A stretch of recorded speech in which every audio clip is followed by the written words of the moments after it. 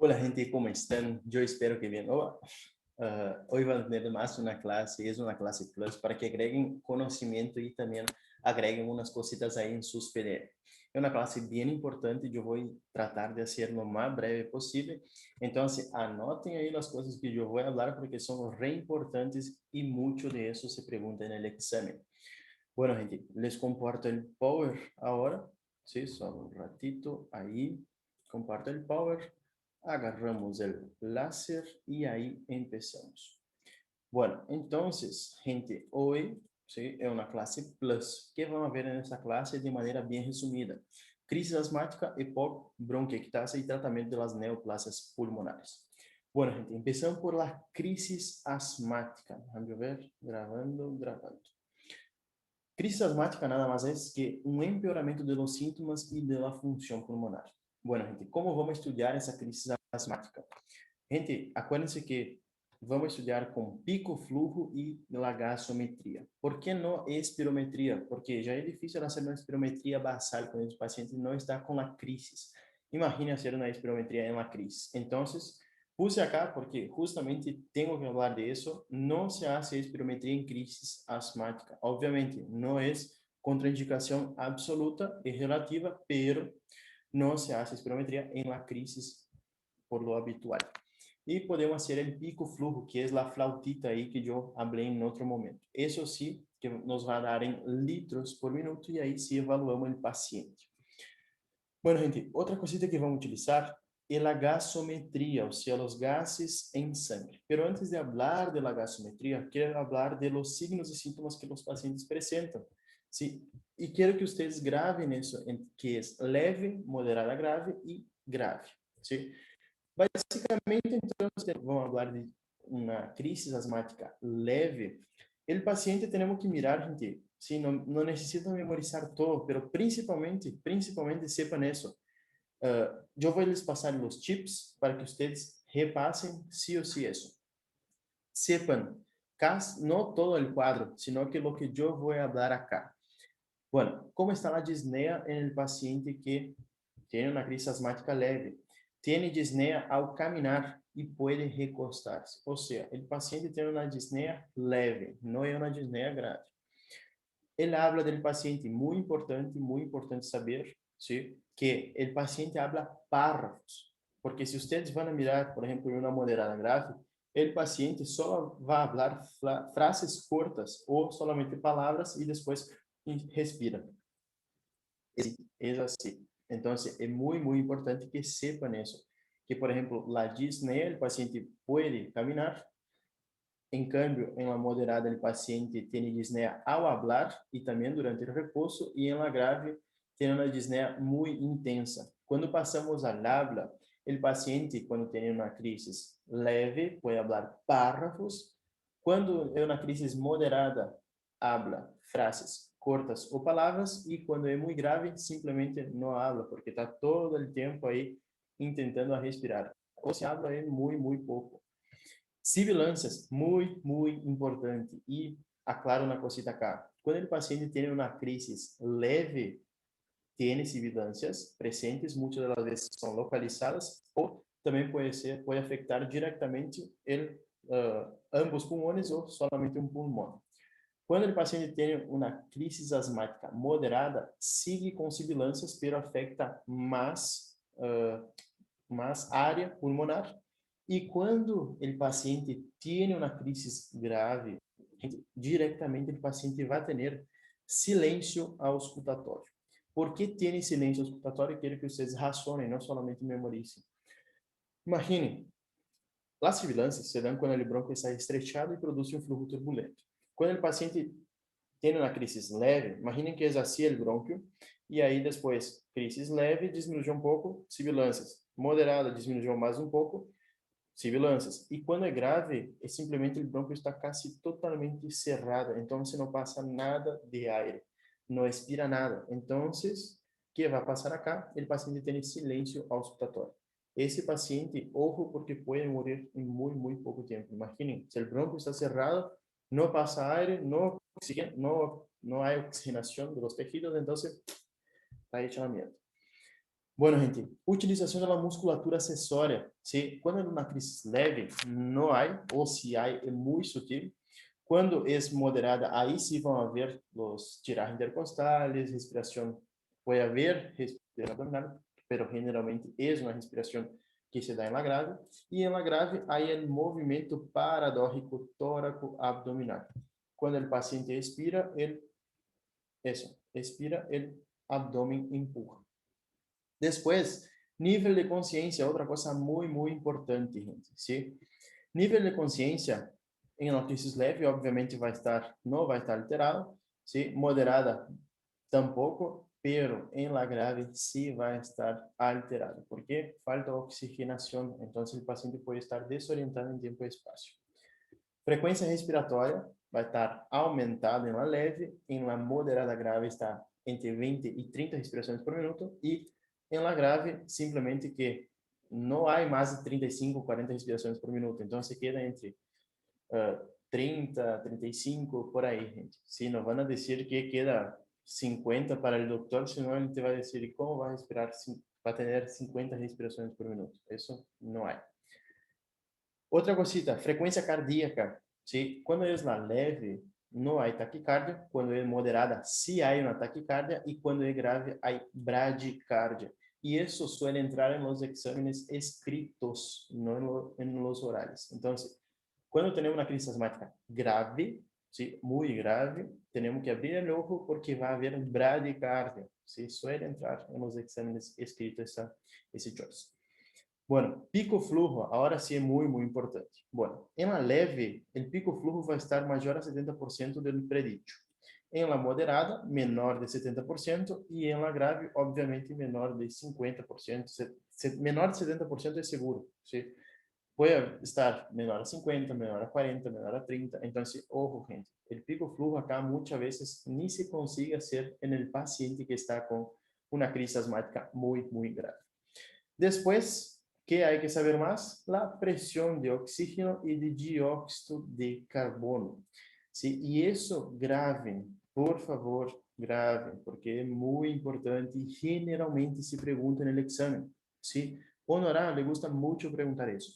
¿Cuál es la evolución de la gasometría en un paciente con crisis asmática? Bueno, si el paciente tiene una crisis leve, básicamente no va a haber alteraciones, ¿sí? en su gasometría. ¿Por qué? La presión arterial de oxígeno va a estar mayor a 80 milímetros de mercurio y la presión de dióxido de carbono va a estar mayor a 40 milímetros de mercurio. ¿Por qué pasa eso en la leve? Gente, la leve, acuérdense que la frecuencia respiratoria está aumentada, está entre 22, 23 por minuto, pero es muy sutil, ¿sí? Es leve. Generalmente los pacientes no consultan, no van a guardia por una crisis asmática leve. Generalmente llegan moderada grave o muy grave. Entonces, gente, ojo acá, ¿cuál es la evolución de una crisis asmática? Bueno, en la gasometría, ¿cuál es? En el inicio, sí, en estadios leves, tenemos, obviamente, no está hipoxémico porque tiene más de 80 y tenemos una presión de dióxido de carbono mayor a 40, o sea, está en rangos normales. Pero cuando vamos a moderada grave, miren acá, tenemos una hipoxemia y tenemos una hipocapnia. ¿Por qué tenemos hipocapnia? Porque básicamente, imaginen, tenemos una hiperventilación. Si el paciente aumenta la frecuencia respiratoria y también va a aumentar la expansión. Entonces tenemos una hiperventilación. ¿Qué pasa? Cuando tenemos una frecuencia respiratoria aumentada, elimina más dióxido de carbono. Y eso va a hacer con que disminuya la presión de dióxido de carbono en la presión arterial de dióxido de carbono. Gente, ojo con eso. Imaginen, ¿sí? Si el paciente queda en una crisis asmática moderada por mucho tiempo, ¿qué va a pasar? El paciente va a evolucionar con fatiga diafragmática. ¿Y cómo va a presentar eso en la gasometría? Así, la presión de dióxido de carbono tenemos que mirar sí o sí, presión arterial de oxígeno también, sí o sí, pero la de dióxido de carbono, ¿qué va a pasar? En el inicio, en la leve, es normal. En la moderada está hipocapnia, a hipocapnia, y en la grave hay hipercapnia. ¿Por qué? Porque quando temos uma fatiga diafragmática, o diafragma não consegue mais fazer o ataque pneu, ou seja, fazer a ventilação adequada. Então, o que passa é, se há fatiga diafragmática, acumula mais dióxido de carbono no corpo e então é muito pior. Esse paciente que está com uma hipercapnia e hipoxemia provavelmente vai ter que ser entubado, ou seja, intubação orotraqueal. Então, ojo, gente, qual é a evolução? Acuérdense que la gasometría arterial tenemos que mirar dos parámetros específicos, que es la presión de oxígeno y presión de dióxido de carbono. La de dióxido de carbono, en primer momento, está normal, después disminuida y después está aumentada. O sea, normal, hipocapnia y hipercapnia. Y eso suele pasar por cuenta de la fatiga diafragmática, que posiblemente ese paciente va a una intubación. La presión de oxígeno, acuérdense que cuanto más grave sea, menos oxigena los pulmones, menos hace la hematosis, entonces, obviamente, a gente vai diminuindo cada vez mais. Acuérdense de dióxido de carbono, porque isso o honorário vai perguntar sí ou sí. Acá puse outra tablita, que é basicamente a mesma coisa, ¿sí? Está em português, pero não é difícil. Então, gente, guardem esses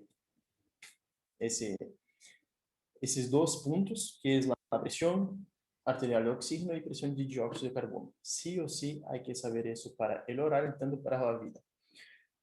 Bueno, entonces, ¿cuál es el tratamiento de la crisis asmática? Tenemos que dar oxígeno, broncodilatadores y glucocorticoides sistémicos. Recuerden esos tres: oxígeno, broncodilatadores y glucocorticoides. Oxígeno es para corregir la hipoxemia, broncodilatadores para dilatar el bronquio, obviamente, y corticoide sistémico para disminuir la inflamación. Gente, si no damos, si el paciente viene con crisis y no damos un corticoide intravenoso, ¿sí? O un corticoide intramuscular, gente, ese paciente, si vino a las 10 de la mañana, ese paciente a las 3 de la mañana va a volver. Entonces, sí o sí, hay que recetar un corticoide sistémico en un periodo de ventana de 5 a 7 días, bien cortito, para que después se pueda sacar inmediatamente, o sea, no necesite estar disminuyendo la dosis. Entonces, ¿cuáles son los fármacos que vamos a utilizar acá? Broncodilatador de corta duración, el antimuscarínico de corta duración también, corticoide sistémico, oxígeno y sulfato de magnesio. Acuerdo que, aclaro que sulfato de magnesio solo en crisis muy graves, o sea, crisis refractarias. No se suele utilizar, ¿sí? Pero por las dudas sepan que hay ese sulfato de magnesio. Ahora vamos a una tablita, que esa sí o sí, gente, es bien importante. Yo puse dos tipos de tablita, la más compleja vamos a empezar ahora y después hay una bien sencilla, pero muy sencilla, que yo también voy a les mostrar, que queda más fácil de memorizar. Bueno, paciente llegó en la guardia, ¿sí? Vamos a hacer un pico flujo en ese paciente. Hacemos el pico flujo, ¿sí? Vamos a suponer, hacemos un pico flujo, el pico flujo dio mayor de 70% en ese paciente. ¿Qué vamos a tratar ese paciente con salbutamol? 2 a 4 pulsaciones cada 20 minutos. ¿Sí? Así es. Entonces, pico flujo mayor de 70%, tratamos con salbutamol y después dejamos en observación. Paciente que llegó con una crisis leve, paciente que llegó e hicimos um picoflujo e deu menor de 70%, já é uma crise moderada ou grave. Então, que vamos a evaluar desse paciente? Vamos ver a saturação de oxígeno, vamos pedir uma gasometria e aí vamos a começar o tratamento nesse paciente. Que vamos a dar? Oxígeno, sí, menos de 40%, si el paciente satura menos de 92%, o sea, ponemos el oxímetro, si está menos de 92, ya empezamos con oxígeno, generalmente está. Si ya acompaña algunas crisis asmáticas y generalmente está en ese moderado grave, generalmente la saturación está menor de 92. Entonces ya empieza con oxígeno 28, 32%, 35%, por ahí.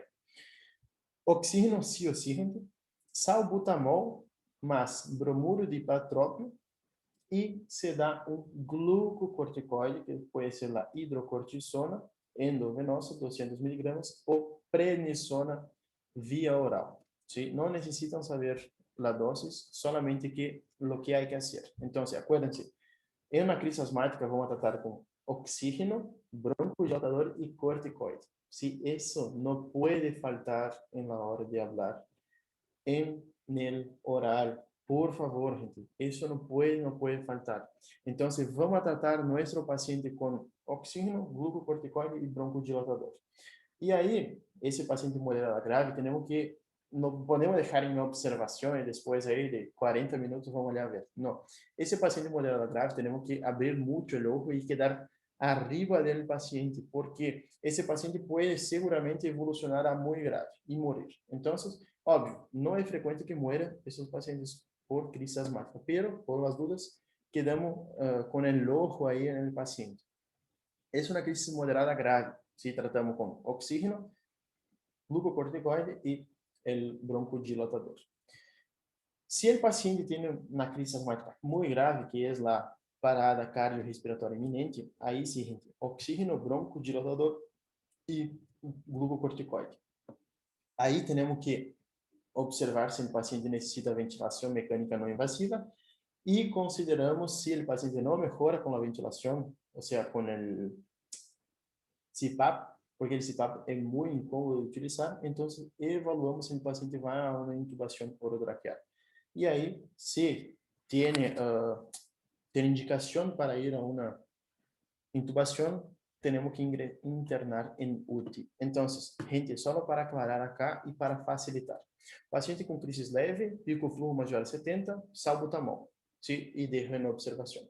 Paciente com crisis moderada grave, ahí tenemos que hacer oxígeno, broncodilatador y el glucocorticoide. E ojo estrecho. Paciente que viene com uma parada cardiorrespiratória iminente, que já está com cianosis, aí se oxígeno, broncodilatador e glucocorticoide, evaluamos se o paciente pode utilizar el CPAP, ventilação mecânica não invasiva, e se não consegue, possivelmente vai ter que ingressar a UTI a uma intubação orotraqueal. Bueno, hasta acá, ¿todo ok? Sí. Bueno, cualquier cosa, pausen, vamos a tomar una agüita y vamos a seguir. Bueno, respiren, no es tan difícil. Si después que se memoriza eso, queda, no hay más que hacer. Dosis, no hay que saber, no se pregunta dosis. Si está muy por el lado de usted, va a preguntar dosis. Si no, no pregunta.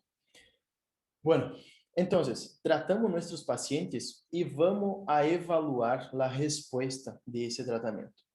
¿Cómo evaluamos? Con otro pico flujo. Vamos para hacer otra flautita y ahí vamos a hacer, vamos a mirar la respuesta de ese paciente. Si mejoró el pico flujo, ¿sí? En 1 a 3 horas, el pico flujo está mayor a 60% estable y el paciente no tiene síntomas como tos y disnea, ese paciente va de alta, ¿sí? Va de alta. Y acuérdense que en el alta hay que sí o sí darle un ciclo corto de corticoide vía oral, ¿sí? Porque si no el paciente va a volver a las 3 de la mañana, ustedes van a estar ahí durmiendo y va a volver ese paciente.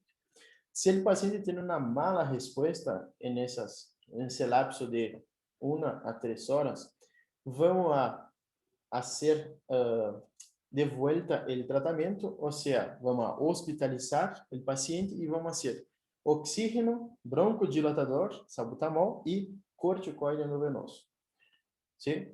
Y consideramos, gente, si el paciente está muy mal, consideramos magnesio endovenoso. Si el paciente está progresando, consideramos el sulfato de magnesio, que fue lo que yo hablé antes, para el paciente que está empeorando, porque ese paciente puede entrar en una parada cardiorrespiratoria. Entonces, bueno, tenemos leve, moderada grave y parada cardiorrespiratoria. Eso, si no me falla la memoria, está en CTO.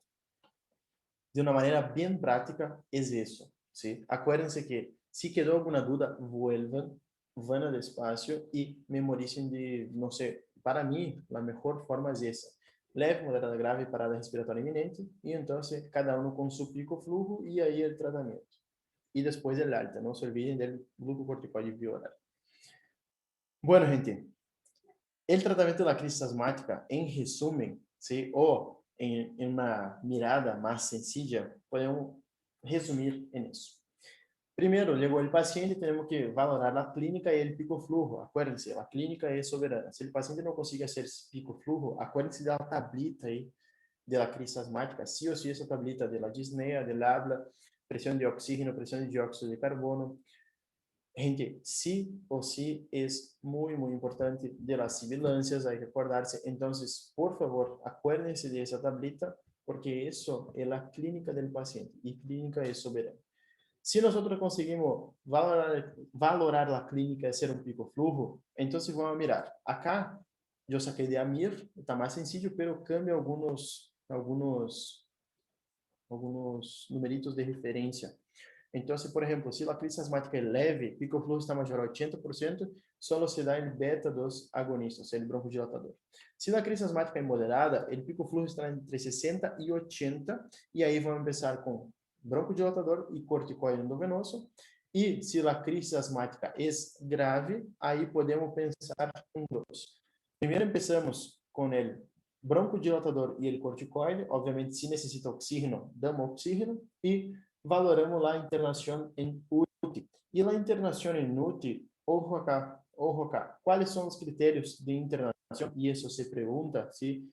Pregunta, sí o sí, pregunta de examen, pongo estrellita. Bueno, ¿cuáles son los criterios de internación en UCI o UTI? Necesidad de ventilación mecánica, o sea, el paciente tiene un deterioro de la conciencia o tiene una parada cardiorrespiratoria inminente, y insuficiencia respiratoria, cuando la presión de dióxido de carbono está hipercápnico y la presión de oxígeno está en insuficiencia respiratoria. Entonces tenemos, después vamos a ver en otra clase, tenemos una insuficiencia respiratoria tipo 2. Si después vamos a ver en la clase insuficiencia respiratoria, pero por ahora quedamos así. Si el paciente tiene insuficiencia respiratoria con hipoxemia y hipercapnia, ese sí es un criterio de internación en la UTI, ¿sí? Y entonces, estos pacientes van a ser internados en UTI. Eso se pregunta en el examen, ojo en eso. Bueno, gente, todo ok, ¿sí? Todo aquí hasta ahora. Respiren, vuelvan. Yo traté de resumir al máximo, dejarlo lo más sencillo posible. Cualquier duda me envía un mensajito ahí. Y ahora vamos para el otro tema. Agarren su resumen ahora de EPOC, ¿sí? Y yo quiero que ustedes vayan a la última parte ahí, donde hay el índice de body, o el índice de body X. Bueno, EPOC, como ya sabemos, enfermedad pulmonar obstructiva crónica, sí, que tenemos predominio enfisematoso o predominio a bronquitis crónica. Entonces, quiero que ustedes van a la última cosita ahí, e vamos agregar uma coisa que não é que faltou, é que eu deixei justamente para falar junto com crisis asmática, que aí vocês já agregam e já sabem. Critérios de Antoniense. Gente, esses critérios, Miguel le gusta perguntar, e Sousa também. Bueno, ¿qué son los criterios de Antoniense? Los criterios de Antoniense sirven para decir si el paciente va a ser internado y si va a hacer el tratamiento con antibiótico. O sea, determina el uso de antibiótico en exacerbaciones de EPOC y si el tratamiento va a ser ambulatorio o internado. Bueno, ¿cuáles son los criterios de Antoniense? Sería el incremento de los síntomas, o sea, incremento de la disnea, del volumen del esputo y de la purulencia del esputo. Esos tres sí o sí hay que saber. Y bueno, gente, si el paciente, por ejemplo, solo tiene aumento del volumen de esputo, ¿sí? Es leve cuando hay solo un criterio, es leve y hay dos criterios, es moderada, y cuando hay los tres criterios juntos, es severa. Entonces, ojo acá y presten atención. Criterios de Antoniense es para utilización de antibiótico y para ver si internamos el paciente o no. Si el paciente tiene solamente un criterio, es leve, 2 moderado y 3 severo, ¿sí? Entonces, 2 y 3 son internados y el 1 se hace el tratamiento ambulatorial y no necesita de antibiótico. 2 y 3 sí necesitan de antibiótico. Perdón, 1 y 2 necesitan de antibiótico. É que eu sempre memorizo que é crescente a coisa, pero acá é o contrário. Se acuerden isso e não hagan a mesma coisa que eu hice agora, que foi me confundir. Então, 1 e 2, severo e moderado, hospitalizado, antibiótico, el 3, que é leve, no va antibiótico e hace el tratamento ambulatorial. Esses são os critérios de Anthony Jensen. E há que sim ou sim saber, porque há um mosquito aqui, hijo de, não sei. Bueno. Há que sim ou sim saber, gente. ¿Sí? Porque isso se pergunta no oral e bastante.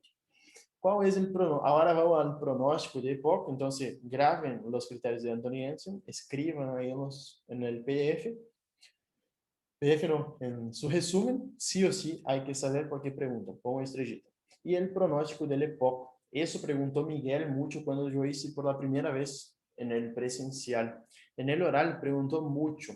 Bueno, el pronóstico del EPOC generalmente se utilizaba solamente el V1, el volumen expiratorio forzado en el primer segundo. Pero, algunos años atrás, incrementaron algunas otras cositas que hacen con que el pronóstico sea más fidedigno, no solamente por el volumen expiratorio forzado, sino que con algunos otros criterios. Bueno, el índice de Bode, ¿sí? Es una sigla que está en inglés, porque el B es del IMC, el Body Index, el O es de Obstruction, el D es de Dyspnea y el E es de ejercicio, o sea, el X es de exacerbaciones y acá el E es ejercicio, o sea, el test de la marcha. Bueno, si ustedes memorizan así como yo hablé, si ustedes anotan cada letrita, queda más fácil de memorizar, ¿sí? Queda más fácil de memorizar. Bueno, esa puntuación, ¿sí? De body, o sea, IMC, como yo dije, el O es de obstrucción, que es volumen expiratorio forzado, el D de disnea, disnea MMRC, y el E de ejercicio es el test de marcha de 6 minutos. Gente, básicamente no necesitan memorizar todos los datos, ¿sí? Todos los datos no necesitan. Por lo que yo me acuerdo, él solo preguntaba ahí qué era el índice de Bode, qué averiguaba, ¿sí? Y qué era el índice de Bode X y qué averiguaba.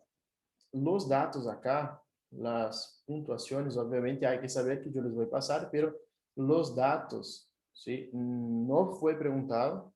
Es raro que pregunte porque es una cosa que generalmente tenemos en la mano ahí en el celo, buscamos en Google y chao. Y generalmente hay en los hospitales un librito que hay sí el índice. Entonces, es tranqui, gente, muy tranqui. Memoricen eso que yo hablé, que es el BOD, que es el IMC F1, escala de disnea y el ejercicio, test de los 6 minutos. Sí o sí, gente. Bueno, el Bode X, la única cosa que va a cambiar es que no va a ser ejercicio, sino que va a ser exacerbaciones, el número de exacerbaciones graves que el paciente tuvo. Eso que cambia de Bode para Bode X.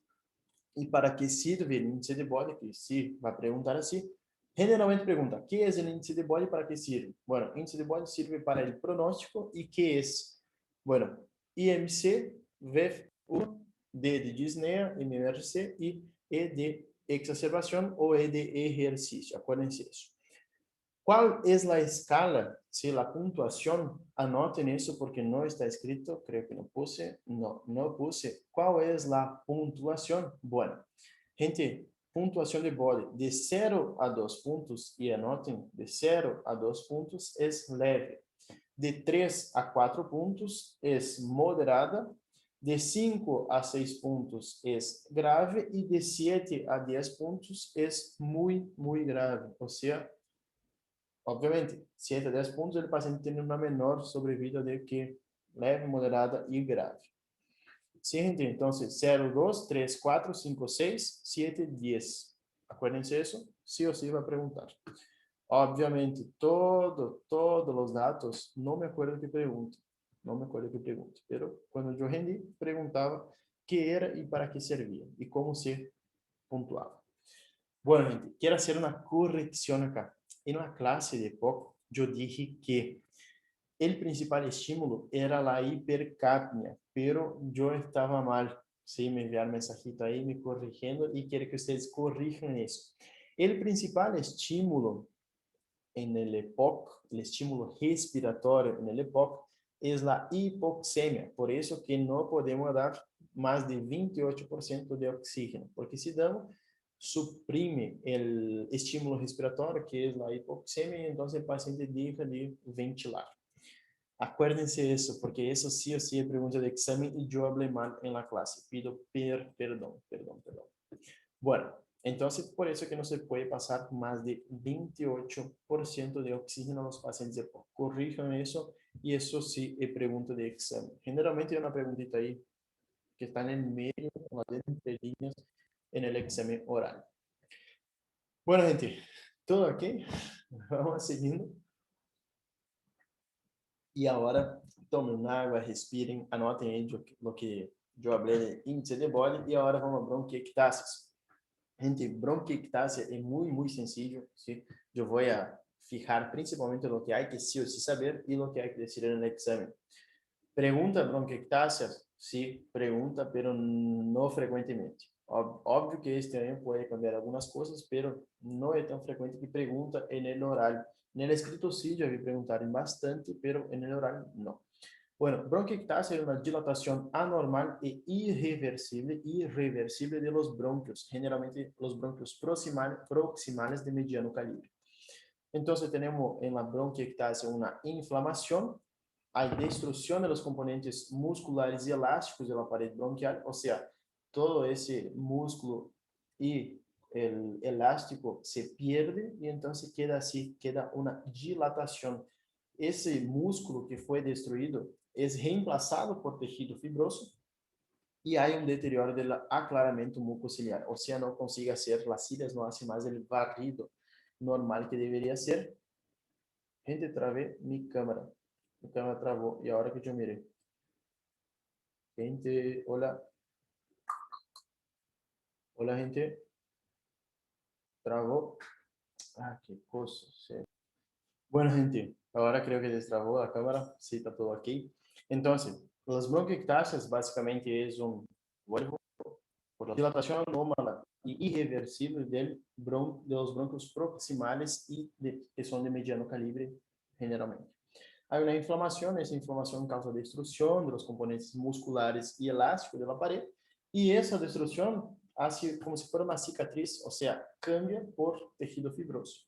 Hay, hay un deterioro del aclaramiento mucociliar, o sea, las cilias no hacen el barrido normal, y eso va a predisponer a infecciones, porque si el germen no es eliminado por las cilias, entonces queda ahí, coloniza, se replica, entonces causa la infección.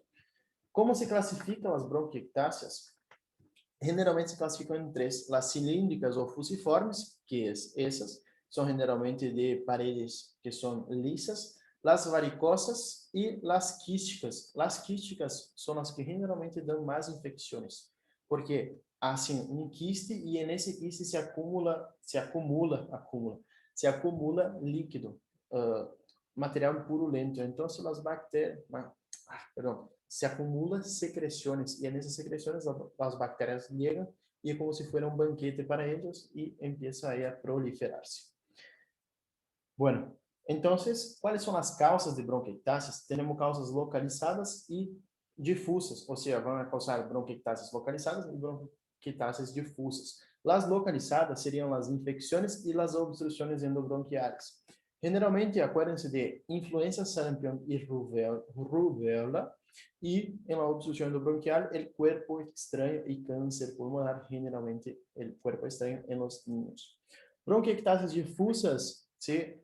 Pueden ser de origen pulmonar o extrapulmonar. Pulmonar, acuérdense de la inhalación de sustancias tóxicas y infección por bacterias necrotizantes. ¿Y cuáles serían esas bacterias? Sería el Staphylococcus y Klebsiella y tuberculosis.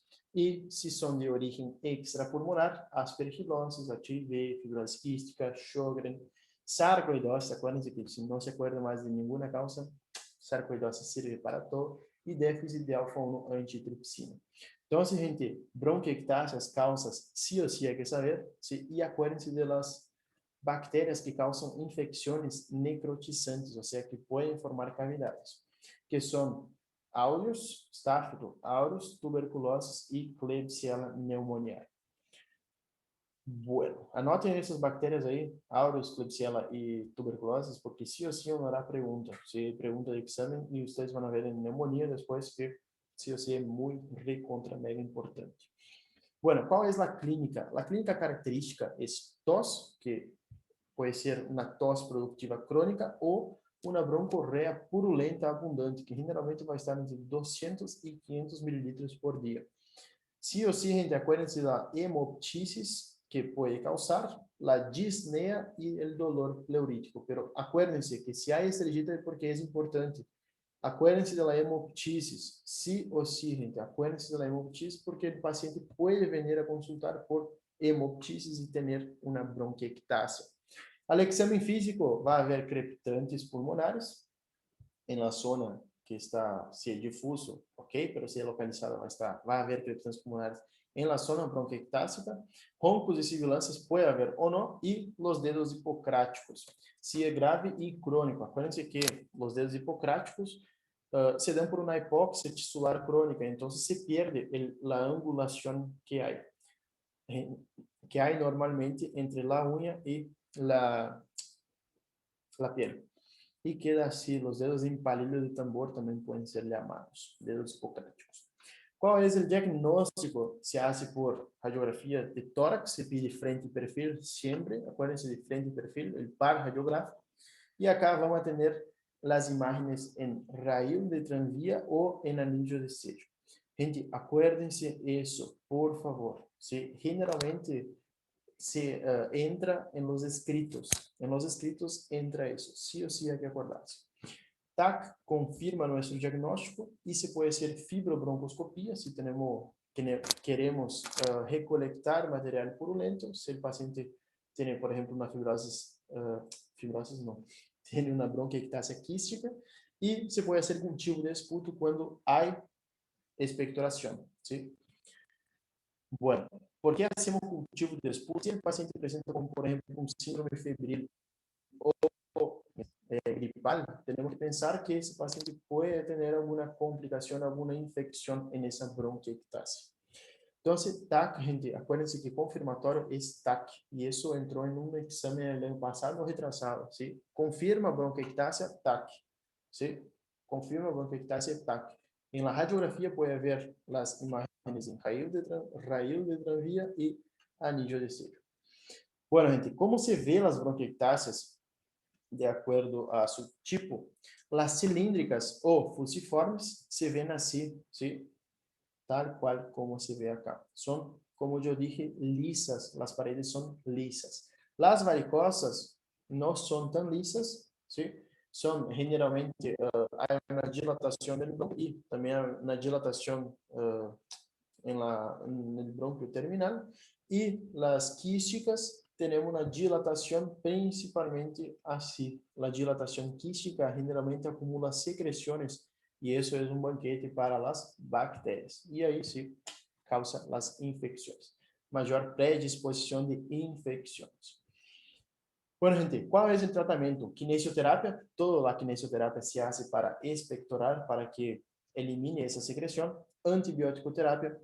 Hemoptisis severa, si el paciente tiene, ahí tenemos que hacer embolización de la arteria bronquial. Por eso yo dije que ojo con la sintomatología, porque puede presentar hemoptisis.